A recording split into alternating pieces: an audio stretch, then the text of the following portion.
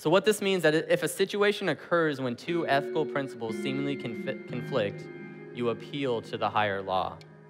It's a really technical way of putting it, but let me give you an example. Okay, imagine you're living in Nazi Germany, and you are hiding Jewish people in your home. And one day, the SS walk up to your door, and they ask if you're doing this. Okay, this is a very real scenario that happened to believers in that time and place. Okay, only a monster would say, yes, let me show you where they are, in the spirit of honesty.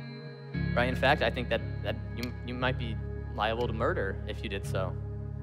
Okay, the higher law in this scenario is the preservation of human life. Okay, we see examples of this in Scripture. In Joshua 2, we see the story of Rahab and the Israelite spies. Okay, Joshua sends 2 spies to scout out the promised land, right? And they stayed at the house of Rahab, who was a prostitute. She wasn't even a person would regarded like well in society. Okay, but they didn't say for that reason. I hope that's obvious. And the king of the land, he comes to Rahab and he asks where these 2 men are. She was still hiding them in her house.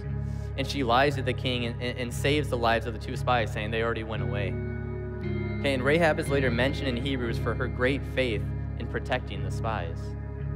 Okay, something very similar happens in Exodus when the Jewish midwives lie about the babies that were born to protect them from Pharaoh's wrath. Okay, the point of this isn't to look for situations where we're allowed to lie. Okay, but to be aware that there are times in which we must preserve human life.